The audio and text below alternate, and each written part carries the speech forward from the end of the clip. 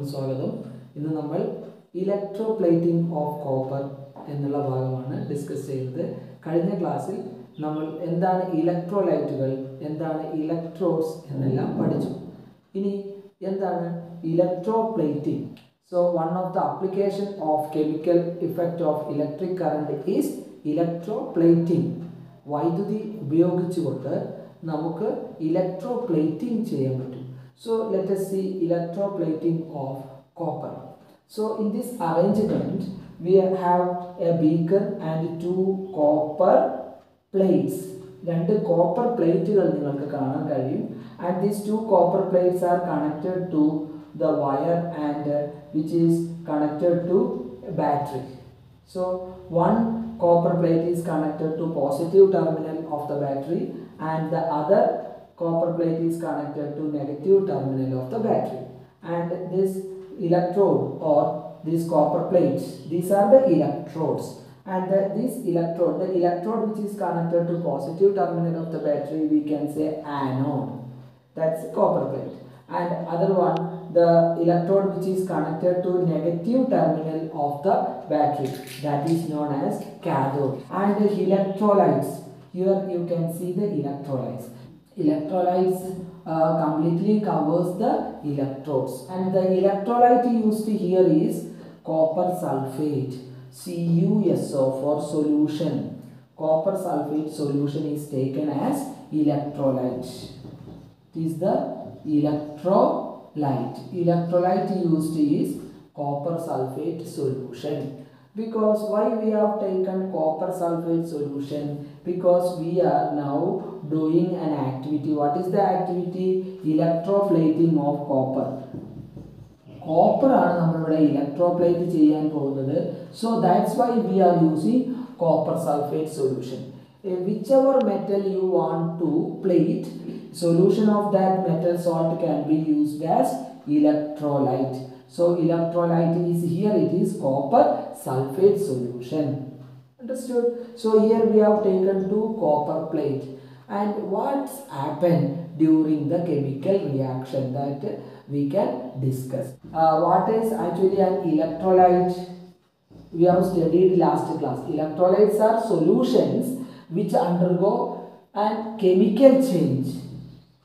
The solution which undergo a chemical change by the passage of electricity. So in the electrolyte, what's the chemical change? What is the chemical change which it undergo? And you know that these electrolytes they conduct electricity. Electrolytes conduct electricity. They are conductors. So solutions which conduct electricity and undergo a chemical change by the passage of electricity are known as electrolyte. What are electrolyte? The solutions which undergo a chemical change by the passage of electricity are called electrolyte. So electrolytes are conductors. Why electrolytes are conductors? Yes, electrolytes are conductors because electrolytes contain ions. Electrolytes contain ions. Ions are positively and negatively charged atoms or molecules which are present in the solution. Why they become positively and negatively charged? Yes, because of gain or loss of electrons that you will study in higher class. But just understand copper sulfate solution. Copper sulfate solution contain these two type of ions. Which are the two type of ion? Copper 2 plus ion and SO4 2 minus ion. You will study it. This copper sulfate when dissolved in water, it become ions, copper ions and sulfate ion. You just understand that these solutions of any solution, any electrolyte which contain these positively and negatively charged atoms or molecules. Okay, net it's here it is copper is 2 positive because it lost 2 electrons. Sulfate is 2 negative because this 2 electron lost by this copper goes to sulfate, and that's why sulfate is negatively charged. Because of this positively and negatively charged ions, the presence of these ions that make the solution a conductor. So here let us see what happened here. So in the solution already copper ion and sulfate ions are present. Now let us see what happened when electricity passes through copper sulfate solution. See, it is connected to positive and negative terminal of the battery, these two copper plates. So here it is positive and it is negative. So all of you know that when this electricity passes through this electrolyte, here already this positive and negative charged ions are present. So when electricity passes into this copper plate, what happened? Copper from this anode dissolves into copper sulfate solution. Understood? This during this chemical reaction, what happened? From here in the anode, I am writing here what happened in the anode.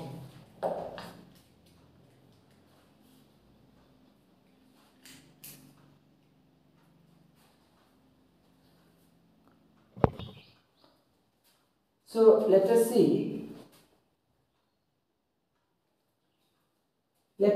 the chemical reaction that is taking place during this electroplating of copper. I have told you this one copper electrode is connected to positive terminal of the battery, and that is known as anode. So what happened at the anode? Let us see that. In the anode, here what happened? In the anode copper, there is copper. The copper plate is there. So copper, that is Cu. Copper. In the copper loses 2 electrons and dissolve into the solutions. The copper become copper ions. And electrons get produced, and this copper become copper ions and electrons. I'll write here Cu, copper, that become in the anode, it become copper ion, cuprous ion, Cu2 plus ion, plus copper ion plus 2 electrons. And this copper, copper is insoluble in water. നിങ്ങൾക്കറിയാം ചെമ്പ് വെള്ളത്തിൽ ലയിക്കില്ല. പക്ഷേ ഇത് when it become copper ions, when copper atom loses 2 electron, ഇതിലെ copper atom, you know that this copper is made up of copper atoms. ഈ copper എന്ന് പറയുന്നത് copper atoms കൊണ്ടുണ്ടാക്കിയതാണ്. Every substances are made up of atoms. എല്ലാ വസ്തുക്കളും atoms കൊണ്ടും molecules കൊണ്ടും ഉണ്ടാക്കിയതാണ്.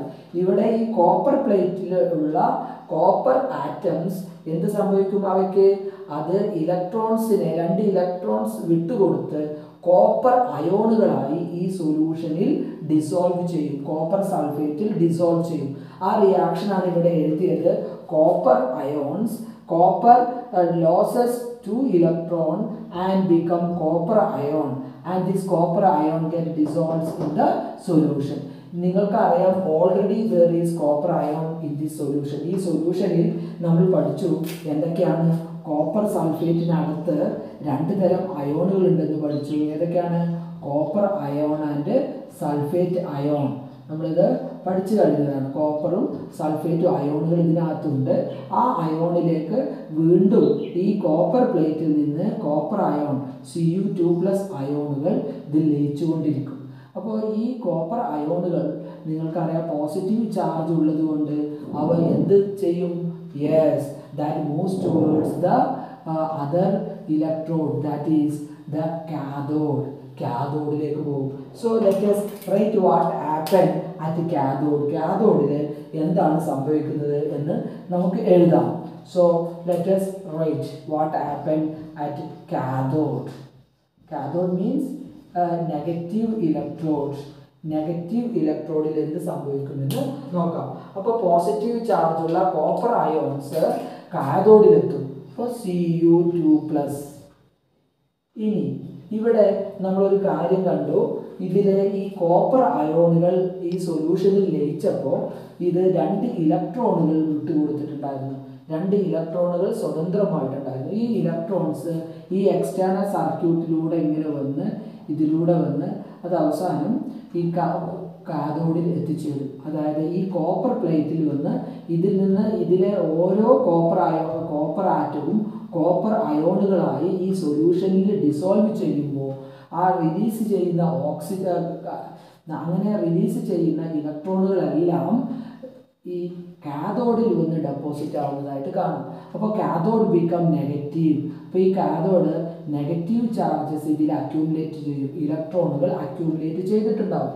ആ ഇലക്ട്രോണിലേക്കാണ് കോപ്പർ അയോൺസ് മൂവ് ആവുന്നത്. അപ്പോൾ കോപ്പർ അയോൺസ് കാഥോഡിൽ എത്തുമ്പോൾ എന്ത് സംഭവിക്കും?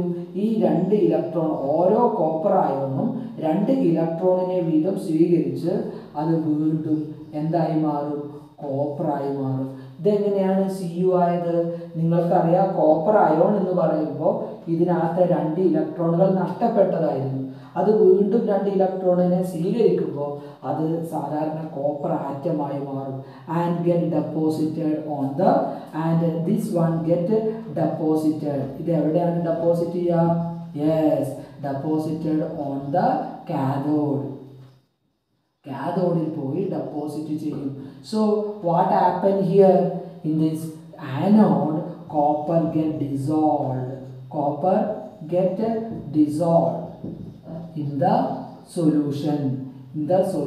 ഇത് സൊല്യൂഷനിൽ ഡിസോൾവ് ചെയ്യുകയാണ് ചെയ്യുന്നത്. എന്നാൽ കാഥോഡിൽ എന്ത് സംഭവിക്കുന്നു? Copper get deposited. Copper deposit ചെയ്യപ്പെടുകയാണ് ചെയ്യുന്നത്. If this process continues for some time, what happens? More and more copper get dissolved in the solution and this get accumulated on the or deposited at the cathode. So what happened to anode and what happened to cathode? Yes, anode become very thin. It become thin. It is and anode become thin and cathode, this copper, it become thick. ഇതിങ്ങനെ തിക്കാവുകയും ചെയ്യും. After a few minutes, if you take out this copper plate, you can see deposition of copper on cathode and loss of copper from anode you can see. So before doing this activity, you have to clean these 2 electrodes very thoroughly by using sandpaper so that both of them become shiny. And another interesting thing is that the amount of copper sulfate, copper ions and sulfate ion in this solution remain constant. Nothing will happen to the amount of copper sulfate in the solution. Why? Because only copper atoms getting dissolved into solution as copper ion and the same amount of copper ions moves towards this cathode and getting deposited there.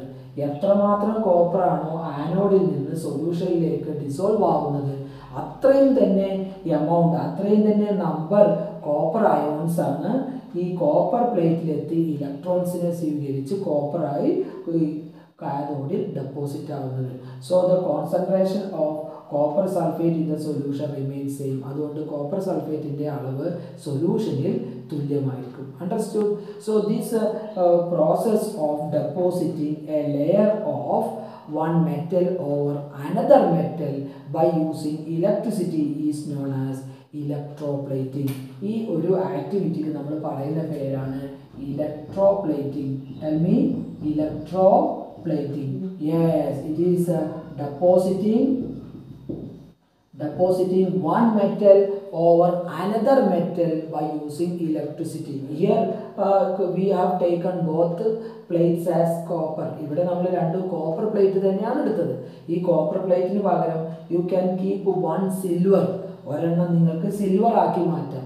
അപ്പോൾ ഈ ഒരു plate നമ്മൾ silver ആക്കിയാണ് എടുക്കുന്നതെങ്കിൽ നമ്മൾ എടുക്കുന്ന electrolyte copper sulphate എടുക്കാൻ പറ്റില്ല. നമ്മൾ കോട്ട് ചെയ്യുന്നത് സിൽവറാണ്. സിൽവർ കോപ്പറിൻ്റെ മുകളിൽ വെള്ളി പൂശിയെടുക്കണം. അതുകൊണ്ട് നമ്മൾ എടുക്കുന്ന ഇലക്ട്രോലൈറ്റ് ഏതായിരിക്കണം? Yes, the solution of salt of silver, സിൽവറിൻ്റെ സോൾട്ട് ആയിട്ടുള്ള ഒരു സൊല്യൂഷൻ എടുക്കണം. ദാറ്റ് ഈസ് സിൽവർ നൈട്രേറ്റ് എന്ന് പറയും. സിൽവർ നൈട്രേറ്റ് സൊല്യൂഷൻ എടുത്ത് സിൽവർ നമ്മൾ ആനോഡായിട്ട് എടുത്തു കഴിഞ്ഞാൽ in the cathode you can use copper തന്നെ വെച്ചാൽ മതി. ആ കോപ്പർ പ്ലേറ്റിലേക്ക് സിൽവർ കോട്ട് ചെയ്യുന്നതായി കാണും. By using this technique you can coat gold on silver or copper. ഇത് അപ്പോൾ ഏതായിരിക്കും നമ്മൾ ആനോഡായിട്ട് എടുക്കുക? If you want to coat gold, yes, anode must be gold. Cathode, whichever metal on which you want to coat gold you can take. Silver, you can take silver ornament as cathode. അപ്പോൾ അങ്ങനെയാണെങ്കിൽ സിൽവറിൻ്റെ എന്തെങ്കിലും ഒരു ornament നമ്മൾ cathode ആക്കി വെക്കണം. Gold ആനോഡായിട്ട് വെച്ച് കഴിഞ്ഞാൽ gold ഈ സിൽവർ ഓർണമെൻറ്റിൽ പോയി കോട്ടിംഗ് ആവുകയും സ്വർണം പൂശിയ ആഭരണം നമുക്ക് ലഭിക്കുകയും ചെയ്യും. So that is the technique. This method can be used to purify impure copper. In this method, we have to take impure copper as anode and pure copper as cathode. Usually, we use this technique for coating chromium on iron. Iron object il ningalku chromium metal പൂശിയെടുക്കാൻ പറ്റും. Chromium can be coated on iron object Fe. Iron ഓബ്ജക്റ്റിൽ chromium പൂശിയെടുക്കാൻ നമുക്ക് electroplating ഉപയോഗിക്കാം. എന്താണ് ഇതിൻ്റെ ഗുണം? Chromium is expensive metal. So electroplating is a technique by which an expensive metal is coated on a cheaper metal by using electroplating technique. So it is iron object do not get rusted. So you can prevent rusting of iron. ഒരുപാട് objects നമ്മൾ chromium coat ചെയ്യാറുണ്ട്. Chromium coat ചെയ്യുന്നത് നിങ്ങൾക്കറിയാം bath ടാപ്പും അതുപോലെ തന്നെ സൈക്കിളിൻ്റെ rim. Okay, you can see chromium coated and also handle bars of സൈക്കിളിൻ്റെ ആൻഡിൽ ബാറുകൾ അങ്ങനെ ക്രോമിയം കോട്ട് ചെയ്തിട്ടുണ്ടാകും. There is a metal called tin എന്ന് പറഞ്ഞിട്ടുള്ള ഒരു മെറ്റലുണ്ട്. ടിൻ നമ്മൾ SN സ്റ്റാനം എന്ന് പറയും. Tin is coated on iron object. Tin is coated on iron object. Tin iron object will coat you because why? Tin is less reactive. It is less reactive. ഇത് കൂടുതൽ reactivity ഉള്ളതല്ല, അയണിനേക്കാൾ reactivity കുറഞ്ഞിട്ടുള്ള മെറ്റലാണ്. അപ്പോൾ അതുകൊണ്ട് usually in ടിൻസ് can, നമുക്കറിയാം ക്യാനുകളൊക്കെ ഈ ഓയിലൊക്കെ എടുക്കാൻ ഉപയോഗിക്കുന്ന ക്യാൻ, അതുപോലെ ചില ടിന്നിന് നമ്മൾ ടിൻ എന്ന് തന്നെയാണ് പറയുന്നത്. This tin is actually made up of iron കൊണ്ടാണ് ഇത് ഉണ്ടാക്കിയതെങ്കിലും there is a coating of tin over it. ഇതിൻ്റെ മുകളിൽ ഒരു ടിന്നിൻ്റെ കോട്ടിംഗ്, തിൻ കോട്ടിംഗ് കൊടുക്കാറുണ്ട്. ഇതിൻ്റെ ഉപരിതലത്തിൽ ഒരു ടിന്നിൻ്റെ കോട്ടിംഗ് കൊടുക്കും. അപ്പോൾ അതുകൊണ്ടുള്ള ഗുണം എന്താണ്? Yes, this tin is less reactive. അപ്പോൾ അതുകൊണ്ട് അയൺ ഓബ്ജക്റ്റ് എക്സ്പോസ്ഡ് ആവില്ല. Iron object it prevent iron object from getting exposure with atmospheric air and water, so it won't get corroded easily. അപ്പോൾ അതുകൊണ്ടാണ് this tin is used to store food material ഒക്കെ store ചെയ്ത് വെക്കാൻ നമ്മൾ tin ഉപയോഗിക്കാറുണ്ട്. Especially ഓയിലൊക്കെ നമ്മൾ ടിന്നിനകത്താണ് സൂക്ഷിച്ചു വെക്കുന്നത്. Understood? Likewise you can coat iron object with zinc. You have studied iron object is coated with zinc, especially pipes. We used to say galvanization. This process is called galvanization. ഇരുമ്പ് വസ്തുക്കളിൽ zinc പൂശിയെടുക്കുന്നതിന് നമ്മൾ galvanised എന്നാ പറയുക. നമുക്കറിയാം GI പൈപ്പുകളൊക്കെ നമ്മൾ ഏറ്റവും കൂടുതലായിട്ട് ഉപയോഗിക്കുന്നതാണ്. അപ്പോൾ ഇതിൻ്റെ മുകളിൽ സിങ്കിൻ്റെ കോട്ടിംഗ് ഉണ്ടാവും. Why? Yes, zinc prevent corrosion very easily. Zinc is more reactive than iron. അയണിനേക്കാൾ കൂടുതൽ റിയാക്ടിവിറ്റി ഉള്ളതാണ് സിങ്ക്. എങ്കിൽ പോലും ഈ സിങ്ക് അയൺ ഓബ്ജക്റ്റിനെ പ്രൊട്ടക്റ്റ് ചെയ്യും. എങ്ങനെയാണ്? If you coat it with zinc, the zinc react with atmospheric oxygen and form zinc oxide. That form a thin film okay, and that covers the object completely, so further reaction never take place. അപ്പോൾ പിന്നീടുള്ള reaction നടക്കില്ല, കാരണം zinc oxide എന്ന് പറയുന്നത് ഒരു സംരക്ഷണ കവചമാണ്. അത് ഈ ഓബ്ജക്റ്റിനെ മൊത്തം കവർ ചെയ്യില്ല. സിങ്കും ഈ ഒരു സിങ്ക് ഓക്സൈഡിനകത്തായി മാറും. അപ്പോൾ അങ്ങനെ സിങ്കും അയണും ഈ സിങ്ക് ഓക്സൈഡിൻ്റെ ഫിലിമിൻ്റെ അകത്തായതുകൊണ്ട് അറ്റ്മോസ്ഫിയറിക് ഓക്സിജനും വാട്ടർ വേപ്പറുമായി കോണ്ടാക്റ്റ് ഇല്ലാത്തതുകൊണ്ട് കെമിക്കൽ റിയാക്ഷൻ നടക്കില്ല. അങ്ങനെ നമുക്ക് അയൺ ഓബ്ജക്റ്റിനെ എല്ലാം നമുക്ക് പ്രൊട്ടക്റ്റ് ചെയ്യാൻ പറ്റും.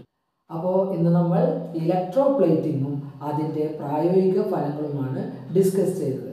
അപ്പോൾ ഇനി തുടർന്നുള്ള ക്ലാസ്സുകളിൽ അടുത്ത ചാപ്റ്റേഴ്സും നമ്മൾ എടുക്കുന്നതായിരിക്കും. അപ്പോൾ എല്ലാവരും എല്ലാ വീഡിയോയും പഠിക്കുക. ബൈ.